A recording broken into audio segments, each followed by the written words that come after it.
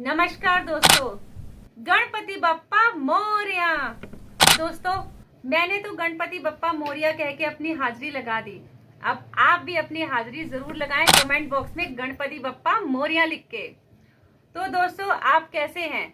आशा करती हूँ आप अपने घर परिवार में बहुत सुखी और स्वस्थ होंगे। और मैं परम परमात्मा से ये भी कामना करती हूँ कि आपका परिवार दिन दोगुनी रात चौगुनी तरक्की करे। दोस्तों, आजकल चारों तरफ गणेश चतुर्थी का माहौल छाया हुआ है।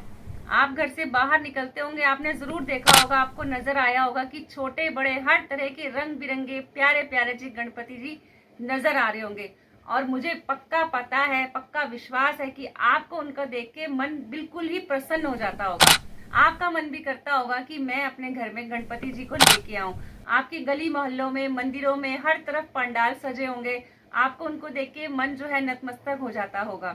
दोस्तों, हर कोई अपनी क्षमता के हिसाब से गणपति जी की पूजा करता है, उन्हें अपने घर में लेके आता है और गणपति जी को अपने घर में लाके उनको प्रसन्न करके उनसे आशीर्वाद प्राप्त करना चाहते हैं। और जो लोग अपने घर में गणपति जी को नहीं ला सकते, वो भी दुखी ना हो, वो अपने मन में गणपति जी को स्थापित कर ले और मन ही मन उनसे आशीर्वाद प्राप्त करे। गणपति जी तो उसी में भी खुश हो जाएंगे। और आपको एक बात और बताऊं, गणपति जी जो है बच्चों को बहुत प्रिय होते हैं, क्योंकि गणपति जी को भी मोदक, बच्चों को भी मोदक पसंद होते हैं। दोस्तों, पहले जो है ये गणपति जी का त्योहार सिर्फ महाराष्ट्र में मनाया जाता था, लेकिन धीरे धीरे अब पूरे देश में इसकी धूम मची है।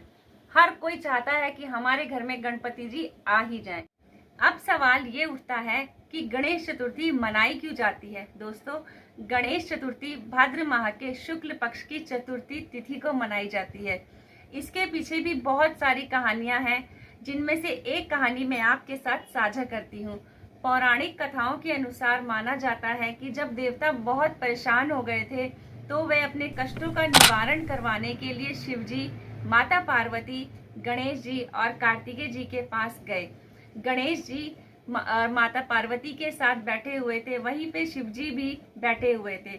तो देवताओं ने अपनी बात रखी और बोला कि हमें जो है इन कष्टों का निवारण चाहिए।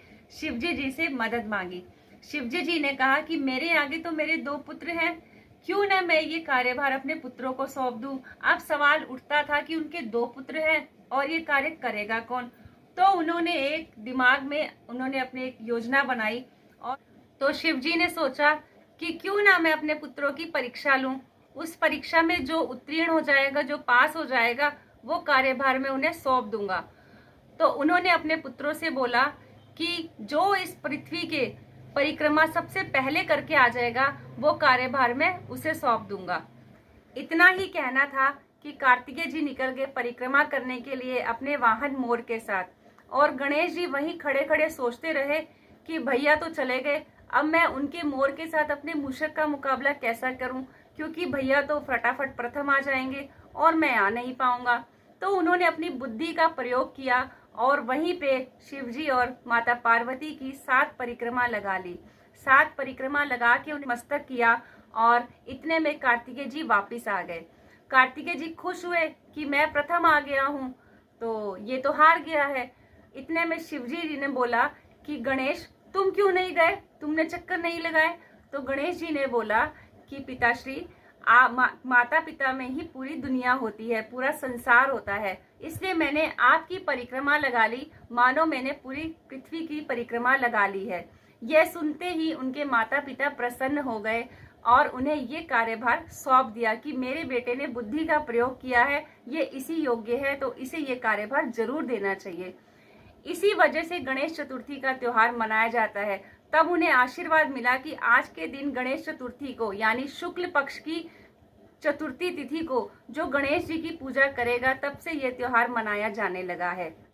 शिव जी और माता पार्वती बहुत प्रसन्न हुए और उन्हें यह भी आशीर्वाद दिया कि अब जो भी कहीं भी कोई भी शुभ कार्य होगा, उसमें सबसे पहले गणेश जी को ही पूजा जाएगा।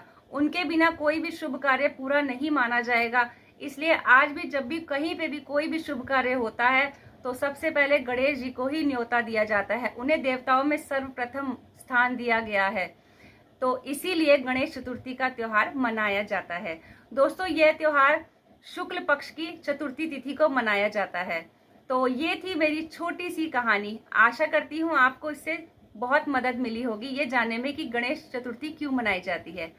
तो अगर आपने हमारे चैनल को सब्सक्राइब नहीं किया तो सब्सक्राइब जरूर कर लीजिएगा, और जाते जाते एक बार फिर से गणपति बप्पा मोरया जरूर अपनी हाजिरी लगाइएगा कमेंट बॉक्स में। मुझे आपके कमेंट्स का इंतजार रहेगा।